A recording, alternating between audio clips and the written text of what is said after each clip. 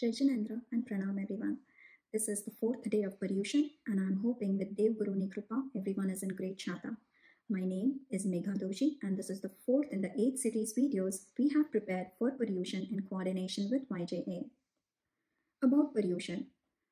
Just like out of all the mantras, Navkar is the most supreme, just like the greatest place of pilgrimage is Palitana, the best charity or dhan is Abhaydan, which means the promise of no harm. In Dhyan, the supreme Dhyan is Shukla Dhyan.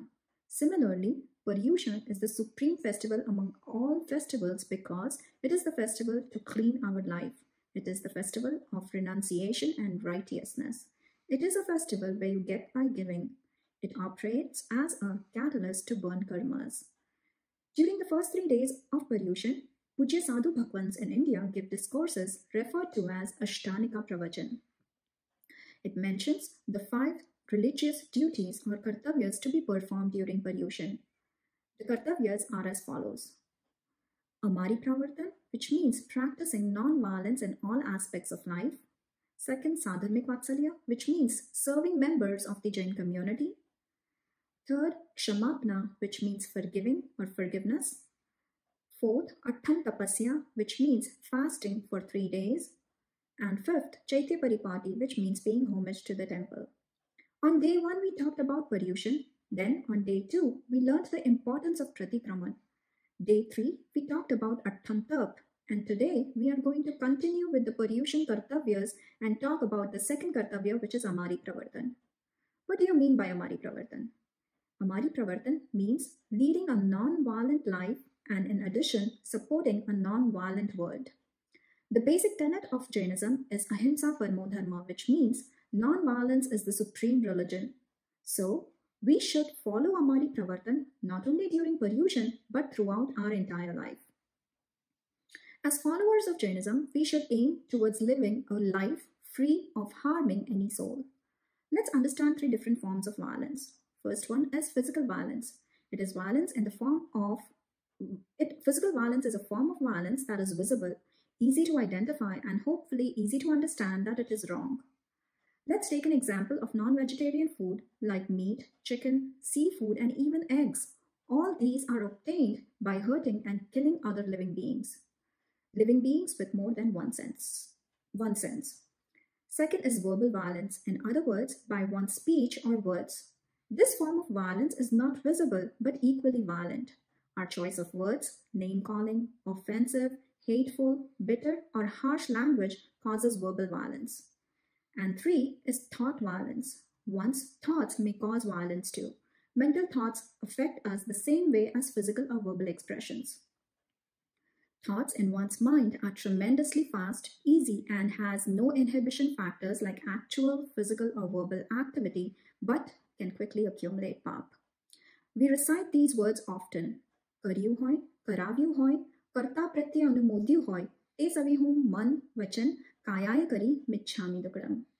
And it means, I seek forgiveness for any form of violence.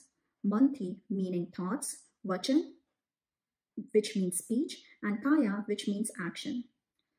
Karyu meaning I may have committed, karavyu meaning I may have inspired someone to commit, or anumodyu meaning I approved of someone that committed.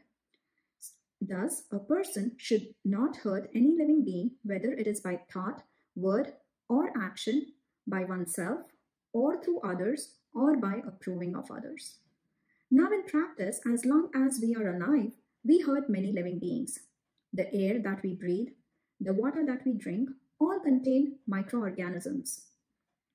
Even the vegetarian food we eat is prepared from plant lives, which are one-sensed beings. One cannot observe complete non-violence because indulging in some sort of violence is inevitable for survival. Hence, Acharya Umaswati defines violence as pramat yogat pran vyaparopanam himsa. It means the deprival of life because of non-vigilance is also violence. In situations where we cannot avoid himsa, we should perform the deed with Jaina, that is, take utmost care with motherly tenderness to ensure that even the smallest life form is not hurt unnecessarily due to carelessness. For example, One carefully examines vegetables so that no worms are crushed or cut along with the vegetables, or one watches the ground while walking to avoid stepping on any ants or other insects. Not only should we as a Jain personally practice Amari Pravartan to curtail violence and cruelty, but also should motivate others to do so. An example could be lobbying to stop slaughterhouses, or motivating others to eat vegetarian diet, or supporting Jeev Daya activities and motivating others to support as well. Here, one must remember that Jainism preaches the maxim charity begins at home. So, one has to first personally embody compassion and non-violence. Only then can be able to guide others on this path. Recently, I heard about Namrataben Dharamsi. She is a great example and motivation for all of us from current times.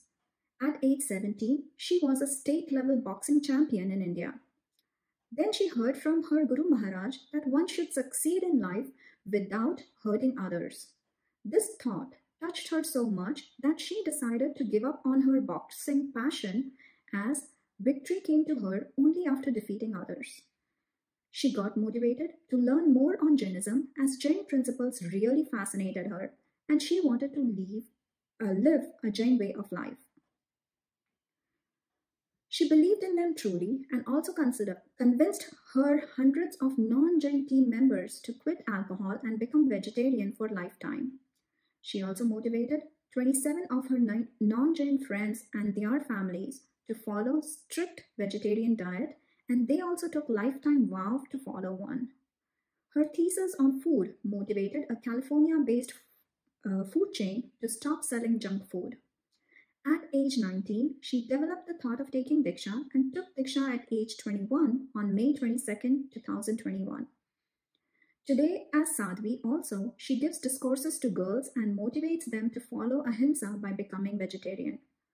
To listen to her or her journey to renunciation, you can go on YouTube and search for Jain Talks number 98, Journey to Renunciation of Mumukshu Namrataben Dharamsi. Our scriptures draw attention to two stalwarts in Jain history, King Kumarpal and the Mughal Emperor Akbar, both famous for their exemplary Amari Pravartan. King Kumarpal, the ruler of 18 states, highly influenced by the teachings of his guru, Kalikal Sarvagna Pujya Acharya Sri Hemchandra Suriji, had enforced complete non-violence in his kingdom. The outcome of this ban on violent activities can be observed till date in Gujarat, Rajasthan, Malwa, and Maharashtra. We all know that Emperor Akbar, a Muslim by birth, relished meat and other non-vegetarian food. It is said that he used to have a pound of sparrow tongues for his breakfast every day.